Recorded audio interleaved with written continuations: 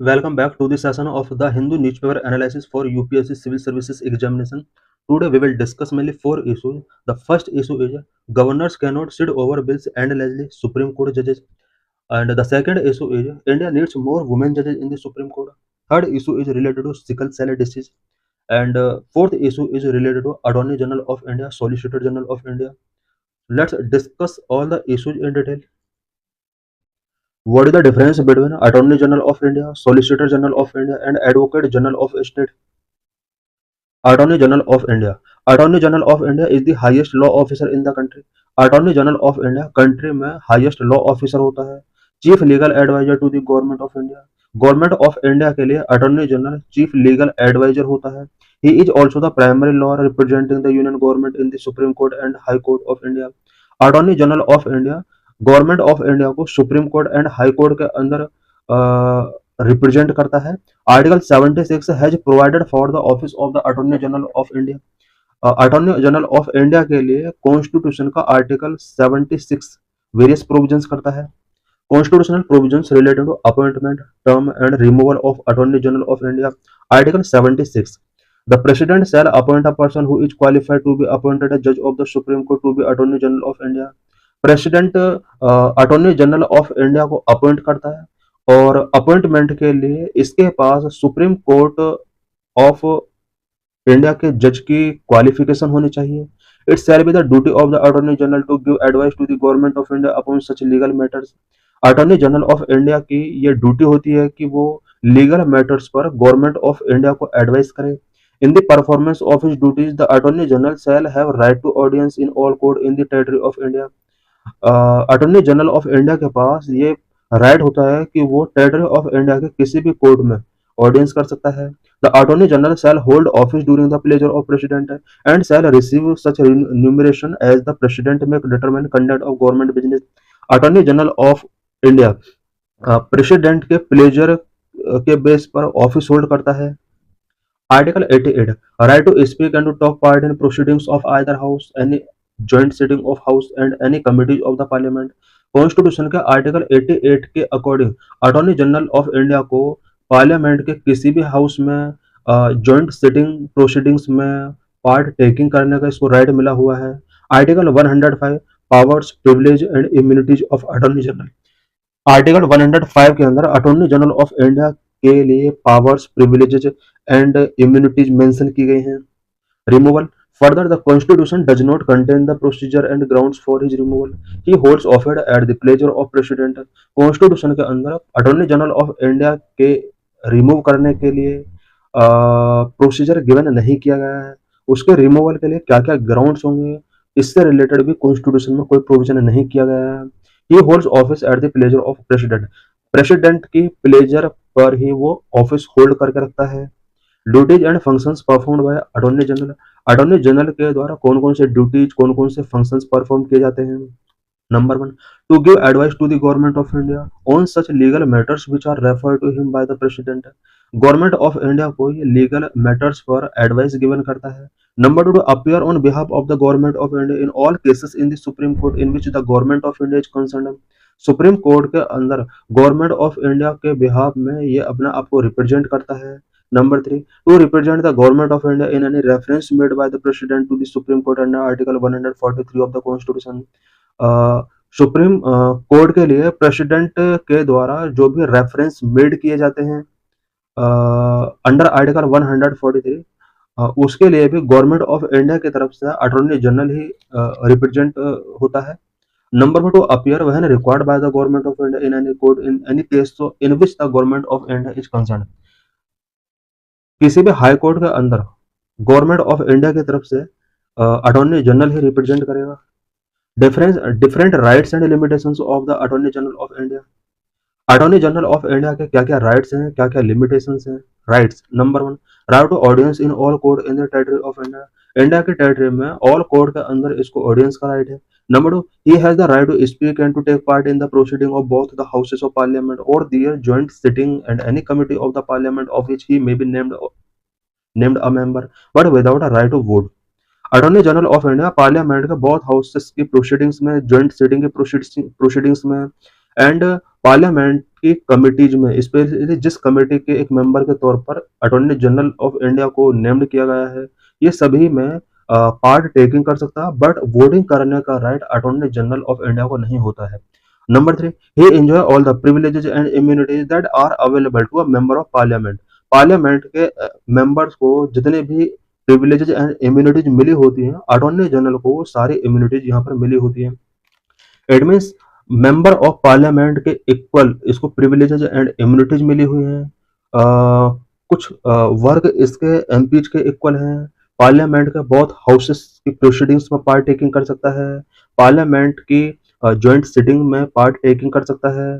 Parliament की committee का member हो सकता है, बट इसको वोटिंग का राइट इसको नहीं होता है। Limitations, he should not advise or hold a brief against the government of India। Government of India के अगेंस्ट ये एडवाइस नहीं कर सकता है, ब्रीफिंग नहीं कर सकता है। Number 2, he should not defend accused persons in criminal prosecutions without the permission of government of India. Government of India के परमिशन के विदाउट वो क्रिमिनल प्रोसिक्यूशन के पर्सन के एक्यूजेशन को डिफेंड नहीं कर सकता है। Number 3, he should not accept an appointment as a director in any company or corporation without the permission of the government of India। Government of India की permission के without वो किसी भी कंपनी कॉर्पोरेशन में as a director appointment accept नहीं कर सकता।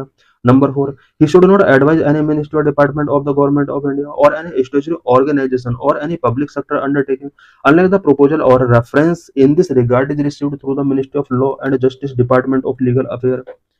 Attorney general of India किसी भी मिनिस्ट्री या डिपार्टमेंट जो गवर्नमेंट ऑफ इंडिया के अंडर आता है या किसी भी स्टेचुरी ऑर्गेनाइजेशन या पब्लिक सेक्टर अंडरटेकिंग्स के लिए एडवाइस गिवन नहीं कर सकता जब तक कि ministry of law and justice के डिपार्टमेंट ऑफ लीगल अफेयर्स से कोई इससे रिलेटेड प्रोपोजल या रेफरेंस नहीं मिल जाता है।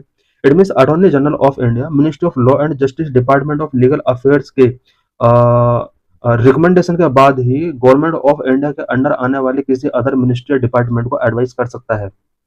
What are the issues pertaining to the office of attorney general. Attorney general of India के ऑफिस के बिफोर क्या क्या इश्यूज हैं, क्या क्या चैलेंजेस हैं। Number of consent for criminal contempt case. The precondition of the consent of Attorney General for criminal proceeding under the Contempt of Court Act 1971 may be misused by the political party in power। Criminal proceedings के लिए यहाँ पर सबसे पहले attorney general of India की consent taking करनी होती है और इस प्रोविजन का पॉलिटिकल पार्टी जो पावर में है उसके द्वारा मिसयूज भी किया जा सकता है। Number 2, removal. The removal procedure for attorney general is not mentioned in the constitution. The president can remove him her any time affecting the independence of the office. Constitution में अटॉर्नी जनरल ऑफ इंडिया का removal process नहीं given किया गया है। President चाहे तो कभी भी अटॉर्नी जनरल को रिमूव कर सकता है जो इसके ऑफिस के इंडिपेंडेंसी को अफेक्ट करता है। Number 3, pleasure doctrine. ही से hold the office under pleasure of president. President की प्लेजर के अंडर ही ये अपना ऑफिस होल्ड करता है। Hence the office term of attorney general is not fixed. Attorney general का ऑफिस टर्म फिक्स नहीं होता है। Number 4, no bar on private practice. Private practice पर कोई बार नहीं है। The attorney general is not debarred from private legal practice. Private legal practice से attorney general को डिबेयर नहीं किया गया है। He does not fall into the government servant category, thus it may raise the issue of conflict of interest। Government servant category में इसको नहीं रखा गया है, इसलिए कॉन्फ्लिक्ट ऑफ इंटरेस्ट के इशू इससे रिलेटेड रेज हो सकते हैं। Solicitor general of India, second highest legal officer in the country, serving under the attorney general who hold the highest position. Solicitor general of India second highest legal officer होता है India के अंदर और attorney general of India के under ये work करता है। Apart from the Attorney General, the Indian government has other legal officers, including the Solicitor General and Additional Solicitor General, who support the Attorney General in carrying out his duties।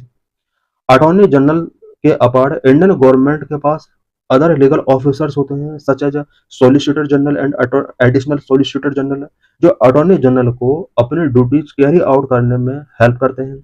Only the Attorney General's office is established by the Constitution, as Article 76 does not mention the Solicitor General or Additional Solicitor General। Constitution के अंदर only attorney general के office को establish किया गया है article 76 के under, but solicitor general या additional solicitor general के बारे में कॉन्स्टिट्यूशन के अंदर कोई प्रोविजन नहीं किया गया है। The office and responsibility of the Solicitor General and Additional Solicitor General regulated by the Law Officers Rule 1987, rather than the Constitution, making them statutory position rather than constitutional one. Solicitor General and Additional Solicitor General की office and responsibilities से related provision law officers rule 1987 के under किए गए हैं। Constitution के under कोई provision नहीं है एंड कॉन्स्टिट्यूशनल प्रोविजन न होने की वजह से ये एक स्टेचुरी पोजीशन हो सकती है। इट मीन्स अटॉर्नी जनरल का जो पोजीशन है वो कॉन्स्टिट्यूशनल पोजीशन है, जबकि solicitor general and additional solicitor general constitutional post नहीं है, ये स्टेचुरी पोजीशन है बिकॉज कॉन्स्टिट्यूशन में इनसे रिलेटेड कोई प्रोविजन नहीं किया गया है। The Solicitor General provides legal advice to the government and is appointed for a 3-year term by the Prime Minister's chaired appointment committee of the cabinet. Solicitor General government को legal advice provide कराता है, government के द्वारा ही इसको 3-year term के लिए appoint किया जाता है। Specially PM chaired appointment committee of cabinet के द्वारा इसको 3 ईयर के लिए अपॉइंट किया जाता है। The Attorney General has the right to participate in the parliamentary proceeding but cannot cast a vote. Attorney general को पार्लियामेंट्री प्रोसीडिंग्स में पार्टिसिपेट करने का राइट है बट वोट कास्ट करने का राइट इसको गिवन नहीं किया गया है। Solicitor general and additional solicitor general have however do not have the right to participate in the parliament proceeding. Solicitor general and additional solicitor general दोनों को ही पार्लियामेंट्री प्रोसीडिंग्स में पार्टिसिपेट करने का राइट नहीं गिवन किया गया है। Advocate general at state level highest law officer in a state. Advocate general state के अंदर हाईएस्ट लॉ ऑफिसर होता है। The constitution has provided for the office of advocate general for the state. Advocate general of the state के लिए constitution में provision किए गए हैं। Constitutional provision under article 165 the governor of each state shall appoint a person who is qualified to be appointed a judge of the high court to be advocate general of state. Advocate general of state के लिए constitution में 165 article के अंदर provision किया गया है। इस article में ये प्रोविजन किया गया है कि गवर्नर ऑफ द स्टेट किसी ऐसे पर्सन को जो हाई कोर्ट के जज के अपॉइंटमेंट के लिए क्वालिफिकेशन रखता है उसको स्टेट का एडवोकेट जनरल अपॉइंट किया जा सकता है। Hold office during the pleasure of the governor and shall receive such remuneration as the governor may determine conduct of government business. Governor of state के प्लेजर के ड्यूरिंग ही ये अपना ऑफिस होल्ड करके रख सकता है। The duties rights privileges functions and responsibility of an advocate general are very much similar to the attorney general of India. Advocate general की duties rights privileges functions and responsibility attorney general of India के equivalent होती हैं but the only difference is that it is confined to the respective state only. दोनों में difference ये है कि advocate general जो होता है वो एक स्टेट तक ही लिमिट होता है, जबकि अटॉर्नी जनरल जो होता है वो ऑल इंडिया को रिप्रेजेंट करता है। तो thanks for watching this video. What is the representation of women in district court, high court and in supreme court? India needs more women जजेस in the supreme court. Lecture is important for GS paper 2, for prelims and for mains. Why news? The Supreme Court Bar Association passed a resolution expressing grave concern over the disproportionately low representation of women judges in Supreme Court and High Court. Recently, Supreme Court Bar Association ने एक resolution pass किया है और ये resolution supreme court and high court के under women के lower representation के concern को लेकर है। Several high court like Uttarakhand, Tripura, Meghalaya and Manipur presently have no women judges.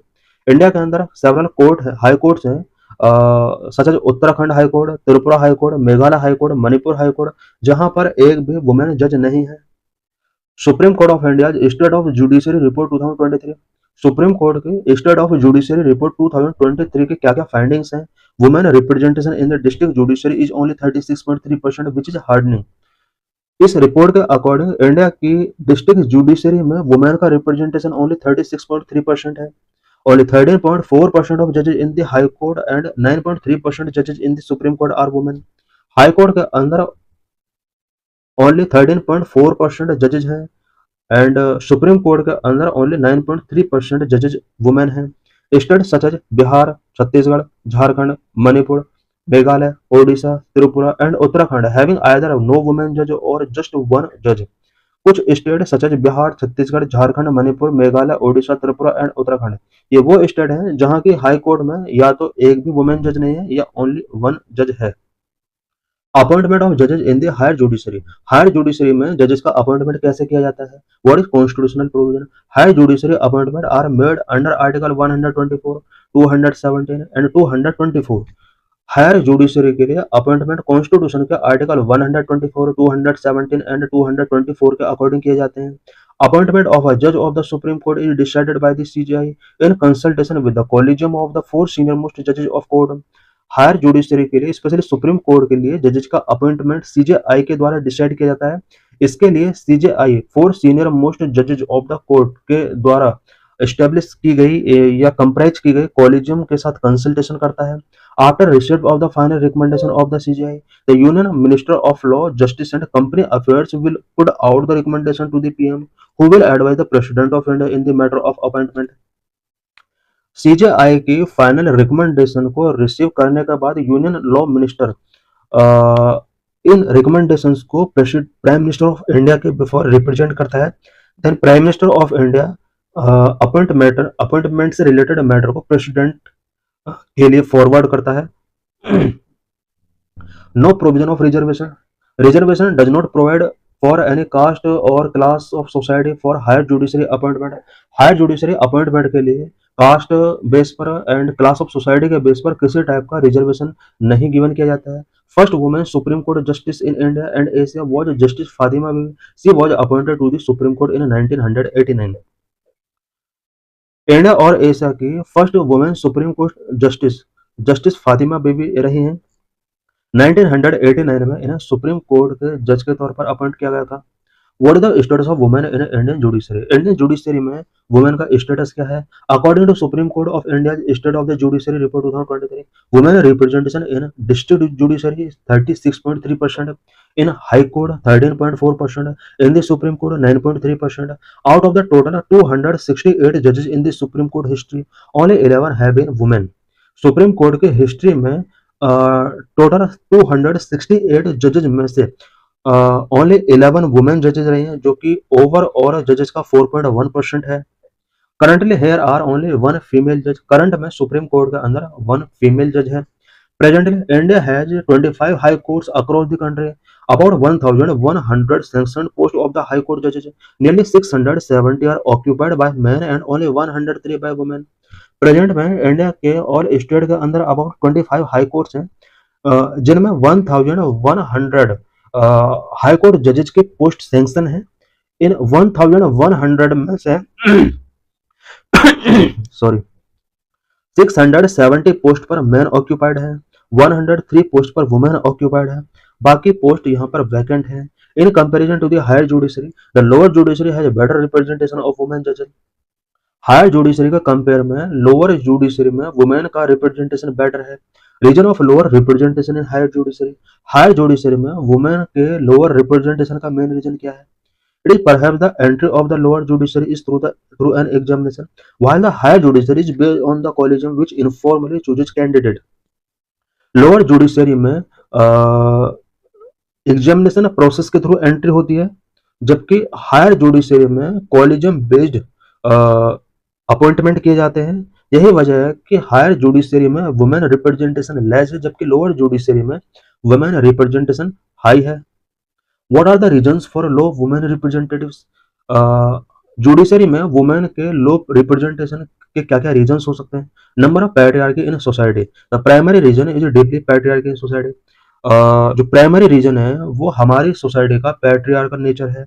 Number lack of suitable atmosphere, women often have to face hostile atmosphere within the court room, more harassment, lack of respect from member of the bar and bench, the silencing of their opinion are some of the other traumatic experience face many women lawyers। Courtroom के अंदर women को hostile atmosphere face करना पड़ता है, harassment, bar and bench के other members, lack of respect and women के opinion को silence रखा जाता है। ये सब ट्रॉमेटिक एक्सपीरियंस हैं जो वुमेन लॉयर फेस करती हैं। Number 3, opaque collegium system functioning. Higher judiciary has a collegium system which is more opaque and therefore more likely to reflect biases। Higher judiciary के लिए कॉलेजियम सिस्टम अपॉइंटमेंट के responsible है। Higher judiciary में and collegium system के अंदर मोर ओपेकनेज है, and यही वजह है कि शायद इसमें बियासेस रिफ्लेक्ट होते हैं। So more women tend to enter the lower judiciary at the district level because of most method of recruitment through an entrance examination. Lower judiciary में एंट्रेंस एग्जामिनेशन के थ्रू रिक्रूटमेंट के थ्रू यहाँ पर appointment होता है। यही वजह है कि लोअर जुडिशरी में वुमेन का रिप्रेजेंटेशन हायर है। Number 4, no women reservation. मैंने study in India have a reservation policy for women in the lower judiciary. India के अंदर बहुत सारे स्टेट हैं जो लोअर जुडिशरी में वुमेन के लिए रिजर्वेशन पॉलिसी अप्लाई करते हैं, but it not in high court and supreme court. Reservation policy high court या सुप्रीम कोर्ट के अंदर नहीं है। State such as Andhra Pradesh, Assam, Odisha, Telangana and Rajasthan have benefited from such reservation as they now have 40 to 50% women judicial officers। India के कुछ state such as Andhra Pradesh, Assam, Odisha, Telangana, Rajasthan, ये वो state हैं जहां पर हाई कोर्ट के अंदर वुमेन के लिए रिजर्वेशन गिवन किया गया है, एंड ओवरऑल जुडिशियल ऑफिसर्स का 40 to 50% वहां पर वुमेन रिप्रेजेंट करती हैं। Number 5, lack of proper judicial infrastructure. Judicial infrastructure के लैक की वजह से भी वुमेन का रिप्रेजेंटेशन इफेक्ट होता है। Lack of judicial infrastructure is also barrier to women in the profession. Small courtrooms which are crowded and cramped, absence of child care facilities and restroom are all barriers। Women के लिए आज भी judicial infrastructure से related काफ़ी problems हैं, such as small court rooms जो crowded या crammed होते हैं, absence of child care facilities, rest room का एब्सेंस होता है, ये सब वुमेन के लिए बैरियर का वर्क करते हैं। Number 6, no serious attempt to encourage women representation. Women के रिप्रेजेंटेशन को इंकरेज करने के लिए सीरियस अटेम्प्ट्स गवर्नमेंट के द्वारा या जुडिशियरी के द्वारा नहीं किए गए हैं। To give adequate representation to women either in the high court और in the supreme court, no serious attempts has been made during the past 70 years. High court और सुप्रीम कोर्ट के अंदर वुमेन के रिप्रेजेंटेशन को encourage करने के लिए last 70 years में सीरियस अटेम्प्ट्स नहीं किए गए हैं। In our country, women constitute about 50% of the total population, and a large number of women are available in the judicial services in bar for elevation. But in spite of that, the number of women judges is small। हमारे country के अंदर overall population का 50% women constitute करती हैं। Judicial services में भी women का एक लार्ज नंबर है, बट नंबर ऑफ वुमेन जजेज काफ़ी कम है। जुडिशियल सर्विस में वुमेन को एलिवेट नहीं किया गया है। ज़्यादा से ज़्यादा वुमेन जज होनी चाहिए थे इंडिया के अंदर, बट ऐसा नहीं किया गया है। What is the significance of high women representation? High women representation का क्या सिग्निफिकेंस है? Number of motivate more women to seek justice. ज़्यादा से ज़्यादा वुमेन अगर सुप्रीम कोर्ट या हाई कोर्ट के अंदर जज होंगे, अदर वुमेन के लिए भी जस्टिस सीख करने के लिए एक मोटिवेशन इंक्रीज होगा। Higher number of women judges can increase the motivation of women to seek justice and can enforce their right through the courts। Women जजेस का रिप्रेजेंटेशन जितना ज़्यादा हाई होगा, उतना ही ज़्यादा वुमेन जस्टिस सीख करने के लिए मोटिवेट होंगे। For example, if a transgender women as a जज listening to the cases of other trans women, it would inspire confidence in the litigant as well. Trans women जजेस के केसेस को अगर ट्रांसजेंडर वुमेन लिसनिंग करेगी तो इससे litigant के अंदर एक कॉन्फिडेंस इंस्पायर होगा। Number of opportunity for different point of views. Different point of views से भी वुमेन की अपॉर्चुनिटीज यहाँ पर इंक्रीज हो सकती हैं। More representation of women in is really vulnerable valuable to representation of various marginalities in the judiciary because of their different level experience. Women का representation जितना ज़्यादा होगा, मार्जिनलाइज सेक्शन के सोसाइटी की जो वुमेन है, उनका जुडिशरी के प्रति कॉन्फिडेंस इंक्रीज होगा। This is means related question. Recently, Supreme Court of India has given some observations related to governor's assent to the bills। In this lecture, we will discuss about various observations of Supreme Court on this matter। Lecture is important for UPSC prelims and for mains। Why in which 3 of the 5 judges on the presidential reference bench already observed that governors could not sit endlessly over bills placed before them for assent। Supreme court के जजेज ने ये observe किया है कि governor के before जो भी bills placed किए जाते हैं एसेंट के लिए, उन्हें एंडलेसली गवर्नर स्टॉप करके नहीं रख सकता। जजेस remark that governor could neither delay the wisdom of the legislature indefinitely nor impede the functioning of the constitution. जजेस ने ये रिमार्क किया है कि गवर्नर लेजिस्लेचर के विजडम को इनडेफिनेटली टाइम के लिए डिले करके नहीं रख सकता। Centre's argument that governor had absolute power to withhold state bills under article 200 governor's power to assent to bill. यहाँ पर सेंट्रल गवर्नमेंट का कहना था कि गवर्नर को स्टेट बिल को विदहोल्ड करने की जो एब्सोल्यूट पावर है वो आर्टिकल 200 के अंडर इनको मिला हुआ है। Before months it also fixed time limits of 1 to 3 months for governors to take action on future bills.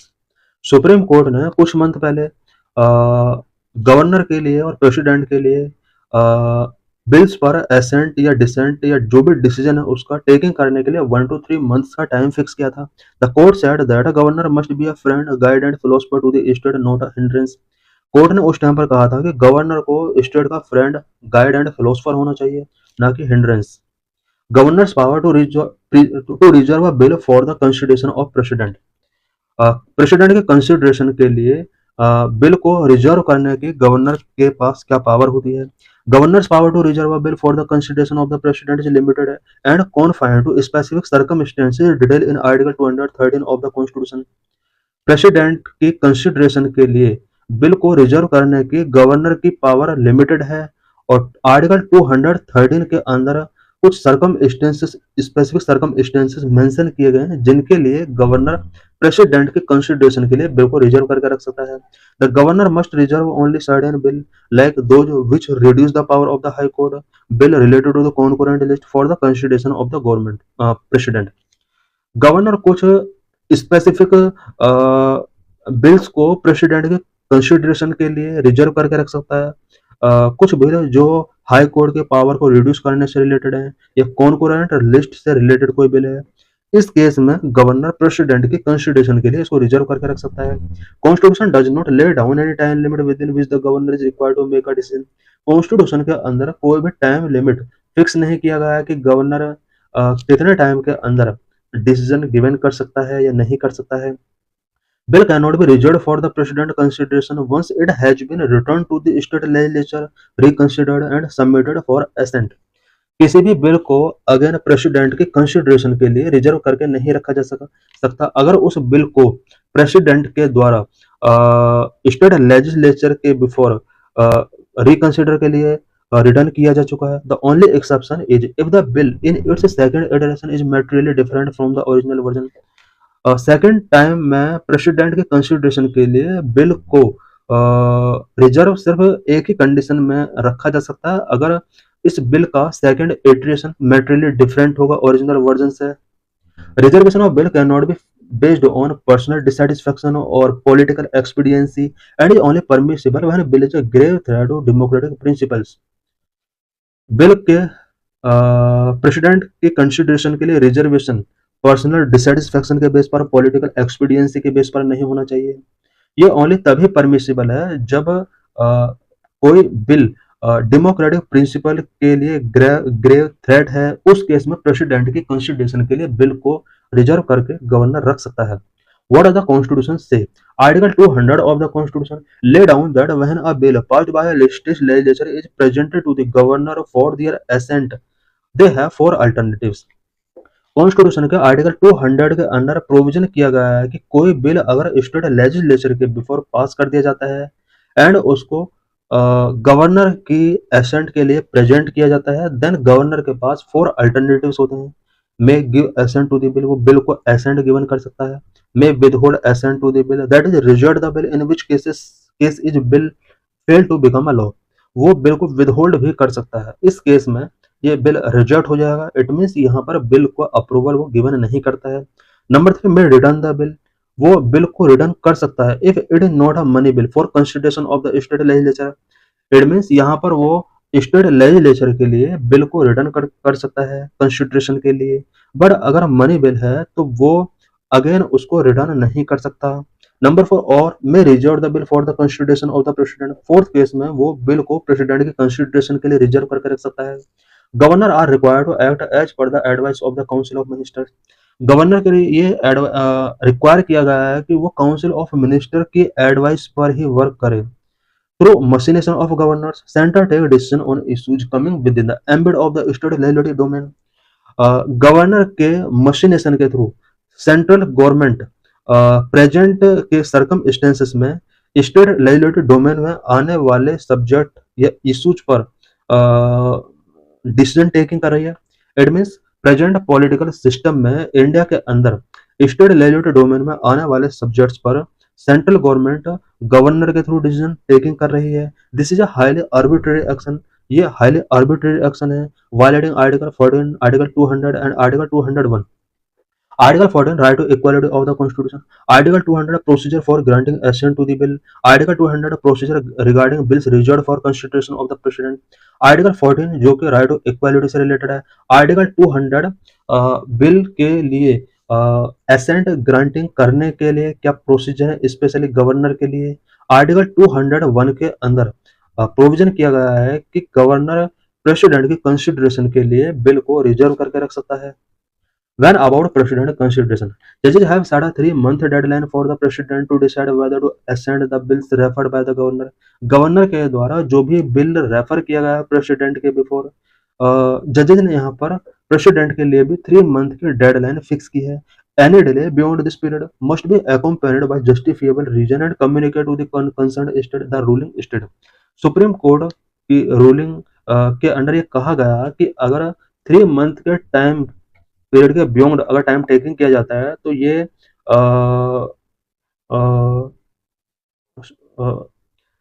Governor को यहाँ पर अगेन एक रीजन गिवन करना होगा कि उन्होंने इस बिल को लॉन्ग टाइम के लिए पेंडिंग क्यों करके रखा, साथ ही कंसर्न स्टेट के साथ उसको इसके रिगार्डिंग कम्युनिकेट करना होगा। How governors play an important role to maintain unity and integrity of nation. Nation की यूनिटी एंड इंटीग्रिटी को मेंटेन करने में गवर्नर्स किस तरह एक इम्पोर्टेंट रोल प्ले करते हैं। Number 1, guardian of the constitution and national unity. Constitutional mandate. The governor's primary role is to preserve, protect, and defend the law of India and constitution which directly contribute to the unity and integrity of the nation. Governor का जो primary role होता है वो Indian law और constitution को preserve करना, protect करना, defend करना होता है। और इंडियन लॉ और कॉन्स्टिट्यूशन डायरेक्टली कंट्री की यूनिटी एंड इंटीग्रिटी में कंट्रीब्यूट करते हैं। इट मीन्स यहाँ पर गवर्नर कंट्री की यूनिटी एंड इंटीग्रिटी में एक इंपॉर्टेंट रोल प्ले कर रहा है। Number 2, link between union and state. Governor union and state के बिटवीन एक लिंक का वर्क करता है। As the appointed representative of the president, the governor serve as a vital link between the union government and the state, which ensure that state action align with the national constitutional principles. Governor को president के द्वारा appoint किया जाता है और इस तरह से governor union government and state के बिटवीन एक लिंक का वर्क करता है। Number 3, reporting on constitutional situations. Under article 356, the governor can report to the president when a state is not in accordance with the constitution, allowing the union to take appropriate action and prevent further breakdown of the law and order that could threaten the national security. Constitution का article 356 के according governor president को report करता है अगर state constitution के according work नहीं कर रहा है। इसके बाद यूनियन एप्रोप्रिएट एक्शन टेकिंग करता है और फर्दर लॉ का ब्रो डाउन यहाँ पर प्रिवेंट होता है जिससे नेशनल यूनिटी थ्रेटन नहीं हो पाती है। Discretionary power for national stability. Number 4, intervention in crisis. In times of political instability or constitutional crisis within a state, the governor can guide the state, preventing prolonged chaos and maintaining national stability. किसी state के अंदर अगर political instability होती है, constitutional crisis आता है, then governor उस case में स्टेट को गाइड कर सकता है एंड प्रोलॉन्ग्ड चॉइस जो भी है उन्हें प्रिवेंट कर सकता है, नेशनल स्टेबिलिटी को मेंटेन करता है। Number 5, reserving bills for president consideration. President के कंसिडरेशन के लिए बिल्स को रिजर्व करके रख सकता है। Governors have the power to reserve certain bills for the president consideration which is important to ensure that state law do not undermine the national law. Governor president की consideration के लिए state bill को reserve करके रख सकता है, जो कि इम्पोर्टेंट है, और वो इसलिए इम्पोर्टेंट है ताकि स्टेट लॉ नेशनल लॉ को अंडरमाइन ना कर सकें। This power can prevent potentially disruptive law from being enacted. ये कहीं ना कहीं डिसरप्टिव लॉ के इनेक्ट होने से प्रिवेंट करता है। Symbolic and advisory rule. Number 6, impartiality. As a potentially neutral figure, the governor's impartial actions, advice, and suggestions can help to foster a sense of constitutional governance and prevent partisan interest from the undermining national cohesion. Number 7, promoting national ideals. By upholding the ideals that inspire the national struggle for freedom and cherishing the noble aspirations of the nation, the governor can serve as a symbolic figure in promoting the fundamental values of the unity and integrity among the people. Unity का fundamental values and people के among integrity को promote करने के लिए governor एक symbolic figure के तौर पर सर्व कर सकता है। Is judicial review permissible for governor's discretion. क्या गवर्नर के डिस्क्रिप्शन के लिए जुडिशियल रिव्यू परमिसिबल है? द जजेस emphasise that any exercise of the gubernatorial discretion must be under judicial review to prevent any disregard for will of the people. जजेस ने emphasise किया कि गवर्नर के द्वारा जो भी डिस्क्रिशन पावर यूज किया जाता है वो जुडिशियल रिव्यू का पार्ट हो सकता है। Article 142 could have inherent power under article 142 of the constitution to pass any decree और order necessary to do complete justice in any cause और matter pending before it. Article 142 के under court को कुछ inherent power मिली हुई है, जिसमें complete justice ensure करने के लिए कोर्ट चाहे तो कोई डिक्री और ऑर्डर पास कर सकता है जो कि सोसाइटी के लिए नेसेसरी है। This discretionary power fill a legislative gap and provide relief in situations where existing law are inadequate. Supreme court या हाई कोर्ट की जो ये डिस्क्रिशनरी पावर होती है आर्टिकल 143 के अंडर, आर्टिकल 142 के अंदर ये लेजिस्लेटिव गैप को फिल करती है, और इस तरह की सिचुएशंस जहां पर एग्जिस्टिंग लॉ इनएडिक्वेट है उस सिचुएशन में कोर्ट चाहे तो ऑर्डर या डिक्री पास कर सकती है। What were the recommendations about this issue? Sarkaria Commission 1987 has submitted that bills should be reserved in rare cases of unconstitutionality. Sarkaria commission का रिकमेंडेशन था कि प्रेसिडेंट के रिकमेंडेशन के लिए, प्रेसिडेंट के कंसिडरेशन के लिए बिल को तभी रिजर्व करके रखा जाना चाहिए अगर वो बिल अनकॉन्स्टिट्यूशनल है। Governor must discharge his function under article 200 as per the advice of the ministers. Sarkaria commission ने यह भी रिकमेंड किया था कि गवर्नर को मिनिस्टर के एडवाइस के अकॉर्डिंग अपने फंक्शंस को डिस्चार्ज करना चाहिए as per article 200। It further recommended that the president should dispose of such bill within a maximum period of 6 months। यहाँ पर मैक्सिमम पीरियड 6 मंथ रिकमेंड किया गया था डिसीजन गिवन करने के लिए। If president withholding asset, the region should be communicated to the state government wherever possible। president अगर withhold कर सकता है एसेट को इस पर्टिकुलर स्टेट गवर्नमेंट के साथ प्रेसिडेंट को कम्युनिकेट करना होगा। The Punchhi commission had recommended that the governor should take a decision with respect to bill presented for their assent within a period of 6 month. Punchhi commission ने भी यहाँ पर 6 month का टाइम पीरियड गिवन किया। However these recommendations have not been implemented till date. हालांकि ये recommendations अभी तक इंप्लीमेंट नहीं किए गए हैं। What is sickle cell disease? What are various causes symptoms of this disease? Lecture is important for GS paper 3, for prelims and for mains. What is issue? Sickle cell disease remains a big challenge for global health, particularly in places like India where its burden is significant among Indian tribal population. Global health के लिए sickle cell disease एक challenge बना हुआ है, particularly India जैसे country के लिए जहां पर इंडियन ट्राइबल पॉपुलेशन के लिए सिकल सेल डिसीज एक बर्डन के तौर पर वर्क कर रहा है। What is sickle cell disorder? Sickle cell disorder is an inherited hemoglobin disorder that causes red blood cells to assume a sickle or crescent shape rather than their normal round shape. Sickle cell disease एक haemoglobin disorder है जो कि red blood cells के अंडर crescent या sickle shape assume करने की वजह से होती है। रेड ब्लड सेल का जो नॉर्मल शेप होता है वो राउंड शेप होता है, लेकिन सिकल सेल डिसीज के अंडर नॉर्मल सेल का जो शेप हो जाता है वो सिकल या क्रिस्केंट शेप हो जाता है। Health problems. This RBC's abnormality causes rigidity in cell, impairing their ability to circulate effectively throughout the body. RBC यानी रेड ब्लड सेल के अंदर ये जो एबनॉर्मेलिटी आता है, क्रिस्केंट या सिकल शेप इसका जो चेंज हो जाता है, ये सेल के रिजिडिटी का कॉज बनता है और इस सेल के रिजिडिटी की वजह से बॉडी के अंदर ब्लड सर्कुलेशन इफेक्ट होता है। Consequently, individuals often experience complications such as anemia, organ damage, recurrent and severe pain episodes, and a shortened lifespan. क्रिस्केंट या सिकल सेप की वजह से anaemia, organ damage, life span short हो सकता है। Vulnerable to tribals. The most vulnerable to the sickle cell disease are marginalized tribal population. Sickle cell disease की वजह से सबसे ज्यादा अफेक्टेड पीपल ट्राइबल पीपल हैं।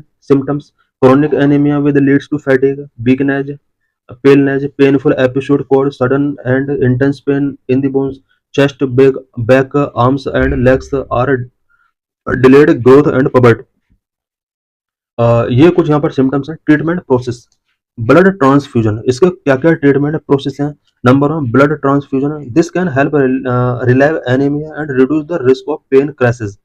ब्लड ट्रांसफ्यूजन के थ्रू एनीमिया में रिलीफ मिल सकता है, पेन क्राइसिस के रिस्क को रिड्यूस किया जा सकता है। Gene therapy: sickle cell disease can also be treated by bone marrow और stem cell transplantation. Bone marrow और स्टेम सेल ट्रांसप्लांटेशन के थ्रू भी सिकल सेल डिसीज को ट्रीट किया जा सकता है, बट ये बहुत ज्यादा कॉस्टली होता है। What is India current status of sickle cell disease? Sickle cell disease से रिलेटेड इंडिया में क्या स्टेटस है? In terms of the number of sickle cell disease birth, India ranks third globally following Nigeria and the Democratic Republic of Congo. Sickle cell disease birth के number के respect में India globally third number पर आता है। First number पर Nigeria, second Democratic Republic of Congo, जहां पर सबसे ज्यादा सिकल सेल डिसीज बर्थ होते हैं। An estimated 15,000 to 25,000 babies with sickle cell disease are born in India annually. India में annually 15,000 to 25,000 babies sickle cell disease के साथ बोर्न होते हैं। Most of these births occur in tribal community. ज्यादातर ये जो बर्थ होते हैं ये ट्राइबल कम्युनिटीज पीपल में होते हैं। Highlighting the geographical and socio economic disparities in the health care access and awareness. ये हाईलाइट कर रहा है कि हेल्थ केयर सेक्टर में geographical and socio economic disparities कितना ज्यादा है। What are the challenges related to the treatment and accessibility of sickle cell disease? Sickle cell disease के ट्रीटमेंट से रिलेटेड एंड एक्सेसिबिलिटी से रिलेटेड क्या क्या चैलेंज है?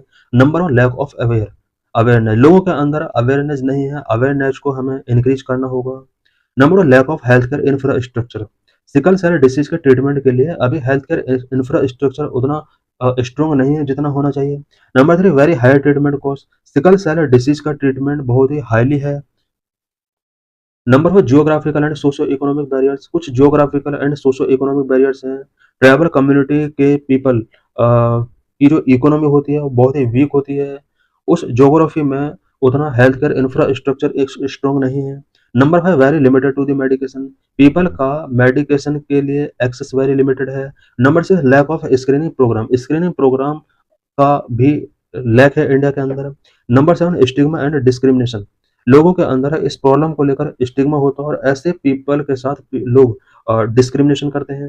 What are the government initiatives regarding sickle cell disease? Sickle cell disease के regarding government के क्या क्या इनिशिएटिव्स हैं? Number 1, national sickle cell anaemia elimination mission. India के अंदर national sickle cell anaemia elimination mission launch किया गया था। Aim, enhancing the care for all sickle cell disease patient. इस मिशन के अंडर सिकल सेल पेशेंट के लिए केयर को एनहांस करने के लिए प्रोविजन किया गया। Reducing the disease prevalence through screening and awareness campaign. Screening and awareness campaign के थ्रू डिसीज के प्रिवेलेंस को रिड्यूस करना इसका एम रहा है। Mission targeting complete elimination of sickle cell disease 2047। National sickle cell anaemia elimination mission का जो main target है वो ये है कि 2047 तक सिकल सेल डिसीज को ये कंप्लीटली एलिमिनेट करेगा। Number 2, National Health Mission 2013 encompass provision for disease prevention and management, specific focus on hereditary anomalies such as sickle cell anemia, facilitating early detection and ensuring timely treatment of sickle cell anemia. National Health Mission facilitated drugs like hydroxyurea to treat sickle cell disease in its essential medication list. National health mission के under essential medicine list के अंदर hydroxyurea जो कि sickle cell disease के treatment के लिए होती है इसको भी फैसिलिटेट किया गया है। Number three, national guidelines for a gene therapy product development and clinical trial 2019. Uh, uh, national guidelines for gene therapy product development and clinical trial 2019 में लॉन्च किया गया था. Provide guidelines for the development and clinical trial of gene therapies for inherited gene disorder. Inherited gene disorder के लिए clinical trial of gene therapy यानी gene therapy के clinical trial के लिए एंड डेवलपमेंट के लिए कुछ गाइडलाइंस यहाँ पर रिलीज की गई. India has also approved a 5-year project to develop CRISPR technique for sickle cell anemia treatment. Number for the national guidelines for stem cell research 2017. Stem cell research से related 2017 में national guidelines release की गई थी. It restrict the commercialisation of stem cell therapies to clinical trial. Clinical trial के लिए stem cell therapies का अगर commercialisation किया जाता है, इसको रेस्ट्रिक्ट किया गया है, except for bone marrow transplantation for sickle cell disease. Sickle cell disease के लिए बोन मैरो ट्रांसप्लांटेशन किया जा सकता है, बट स्टेम सेल थेरेपीज का कॉमर्शियलाइजेशन यहाँ पर बैन किया गया है. Gene editing on stem cell is permitted only for in vitro studies. Stem cell पर gene editing in vitro studies के लिए परमिट किया गया है. Number rights of persons with disability act 2016. Sickle cell disease in included in the 21 disabilities that provide for benefits such as reservation in government job, higher education, and allocation of land for persons with disability and those with high support needs. Sickle cell disease को 21 disabilities में include किया गया है और include होने के बाद कुछ गवर्नमेंट जॉब में, हायर एजुकेशन में या फिर एलोकेशन ऑफ लैंड के रिस्पेक्ट में इस तरह के डिसीज के पर्सन के लिए रिजर्वेशन यहाँ पर फिक्स हो जाता है. गवर्नमेंट जॉब में 4% का रिजर्वेशन है, हायर एजुकेशन में 5% एंड एलोकेशन ऑफ लैंड के लिए 5% का रिजर्वेशन इन्हें गिवन किया जाता है. It mean sickle cell disease person को डिसेबिलिटीज में काउंट किया जाता है और इन्हें रिजर्वेशन गिवन किया जाता है गवर्नमेंट जॉब में, हायर एजुकेशन सेक्टर में. Free education is guaranteed for every child with a disability between 6 and 18 years. Disable person के लिए 6 to 18 ईयर्स का जो भी डिसेबल पर्सन है उसके लिए फ्री एजुकेशन गारंटेड की गई है एवरी चाइल्ड के लिए. What is way forward? Need early detection and screening, need public education and awareness, need to increase allocation of resources for research and development. This is PYQ related to this article. Consider the following statement in the context interventions being undertaken under Anemia Mukt Bharat strategy. 2023 में question पूछा गया था. Statement number 1. It provide prophylactic calcium supplementation for preschool children, adolescents, and pregnant women. It runs a campaign for delayed cord camping at the time of childbirth. It provides for periodic deworming to children and adolescents. It addresses non-nutritional causes of anemia in endemic pockets with a special focus on malaria, hemoglobinopathies, and fluorosis. How many of the statements given above are correct? The correct answer is C, only 3. This is mains related question. What are the research and developmental achievements in applied biotechnology? How will these achievements help to uplift the poor sections of the society?